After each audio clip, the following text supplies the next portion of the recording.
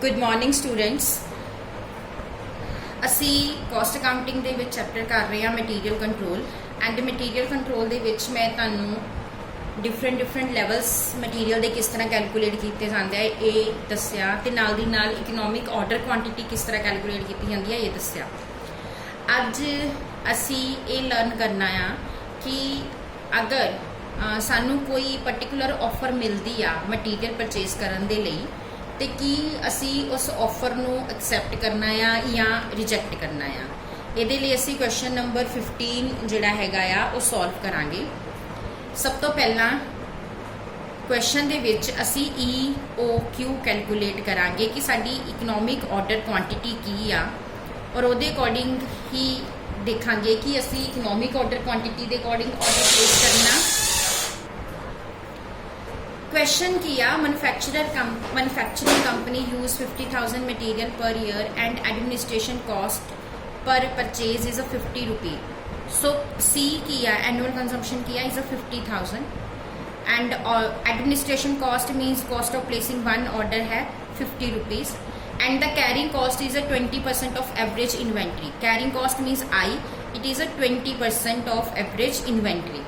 So the company currently has an optimum purchasing policy but has been offered 0.4% discount if they purchase 5 times per year। सब तो पहला तो आप currently economic order quantity यदि calculate करते हैं कितनी बनती है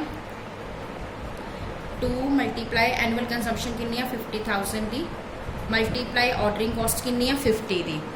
ठीक है डिवाइड बाय आई। हुण आई असी इत्थे क्योंकि साडे कोल जो कंजम्पशन दिती है ना वो रुपीज़ दे विच दिती है ना कि यूनिट्स दे विच दिती है। अगर यूनिट्स दे विच कंजम्पशन दिती होवे फिर असी परचेज प्राइस पर यूनिट लैके उहदे ते परसेंटेज ला के कैरिंग कॉस्ट कट लैंदे आ।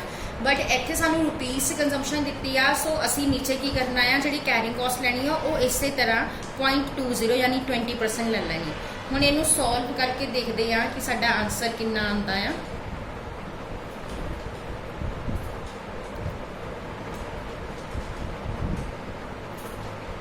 $5,000 यूनिट्स। सो साडी EOQ जिहड़ी आंदी आ आई आ वो 5,000 यूनिट्स आई आ और सॉरी 5,000 आई आ नॉट यूनिट्स क्योंकि ये रुपीज़ दे विच ही निकली आ। और नंबर ऑफ ऑर्डर जिहड़े प्लेस किए जाएंगे वो किन्ने प्लेस किए जाएंगे क्योंकि सानू 50,000 का मटीरियल चाहिए एंड 5,000 एक टाइम पे ऑर्डर करांगे तो मतलब नंबर ऑफ ऑर्डर्स जिहड़े 10 प्लेस किए जाएंगे। हुण सानू ऑफर की आई आ कि अगर असी 10 की जगह पे 5 टाइम ऑर्डर प्लेस करते हैं 5 ऑर्डर प्लेस करते हैं तो सानू 0.4% जिहड़ा है डिस्काउंट मिल जाएगा। असी हुण की करते हैं टोटल कॉस्ट कैलकुलेट करांगे दोनों मैथड्स के अकॉर्डिंग। पहला मैथड पहला साडा है EOQ कि अगर असी EOQ के अकॉर्डिंग ही ऑर्डर प्लेस करते हैं तो टोटल कॉस्ट कितनी पेगी।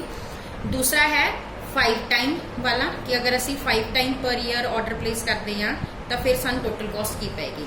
सब तो पहला लैनी आ असी एक्विजिशन कॉस्ट। एक्विजिशन कॉस्ट जिहड़ी हैगी आ देखो EOQ दे विच तां तुहानू 50,000 ही पै रही आ ते 50,000 लिख दो। बट जो तुसी 5 टाइम पर ईयर मंगवाना आ तो तुहानू 0.4% डिस्काउंट देने नू तैयार नहीं। सो तुसी 50,000 चों माइनस कर देना 50,000 का 0.4%, 0.4 डिवाइड बाय 100। ये देख लो तुसी कैलकुलेट करके कितना आंदा है।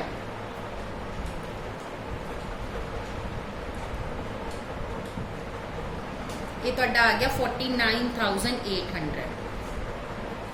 सो साडू एक्विजिशन कॉस्ट जिहड़ी पै रही है 49,800 पै रही है। हुण ऑर्डरिंग कॉस्ट इत्थे कितने ऑर्डर प्लेस करने हैं 10 और एक ऑर्डर नू प्लेस करने की कॉस्ट कितनी हैगी आ 50। सो 10 मल्टीप्लाई बाय 50 आ जाएगा साडा 500 और इत्थे सानू ऑर्डर प्लेस करने नू कह रहा 5। सो 5 नू 50 ना मल्टीप्लाई कर लो तो साडा आ गया 250। ठीक है हुण थर्ड वन है साडी कैरिंग कॉस्ट। स्टूडेंट्स असी 50,000 एक टाइम पे 5,000 मंगवाना है। कैरिंग कॉस्ट हैगी 20% ला के उहदा हाफ कर दो 5,000 का 20% एंड नैक्सट उहदा हाफ।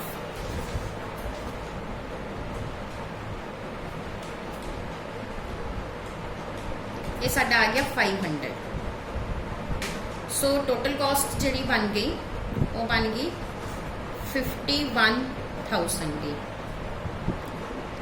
हुण दूसरे केस दे विच देखो इत्थे तुसी जिहड़ा हैगा टोटल 49,800 मंगवाना आ और 5 टाइम ऑर्डर प्लेस करने इहनूं डिवाइड कर दो 5 ना, साडा आ जाएगा कि 1 टाइम कितना आएगा उहदा 20% करके अगे कर दो हाफ। सो ये देखो कितना आंदा तुहाडा कैलकुलेशन करके।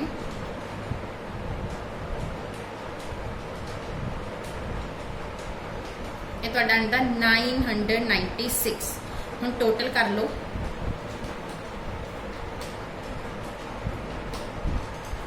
ये साडा टोटल बन गया 51,046। हुण स्टूडेंट्स देखो अगर असी EOQ वाला ऑर्डर प्लेस करते हैं सानू टोटल कॉस्ट पेगी 51,000, बट अगर असी ऑफर एक्सैप्ट करते हैं तो सानू टोटल कॉस्ट पेगी 51,046।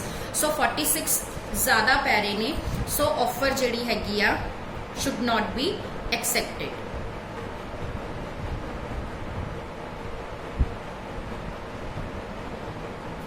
हुण उन्होंने नाल ही ये भी किया आ कि जे ऑफर नहीं एक्सैप्ट करनी आ then what counter offer should be made. Counter offer की होएगी?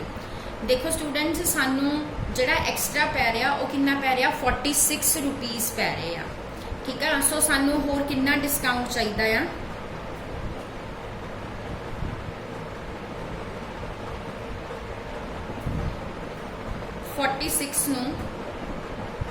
तुसी डिवाइड कर दो 50,000 ना, मल्टीप्लाई कर दो 100 ना, ये तुहाडा 0.092 आ गया। पहला तुहानू डिस्काउंट कितना दे रहा वो 0.4 प्लस 0.092 यानी अराउंड 0.5% जे तुहानू डिस्काउंट मिलता आ तो तुसी जिहड़ी आ ऑफर एक्सैप्ट कर सकते हो। सो इस तरीके दे नाल सानू ये भी पता लग गया कि EOQ कैलकुलेट करके ਉਹਦੇ ਅਕੋਰਡਿੰਗ ऑर्डर प्लेस करन नाल ही टोटल कॉस्ट जिहड़ी आ मिनिमम पैंदी आ। Thank you.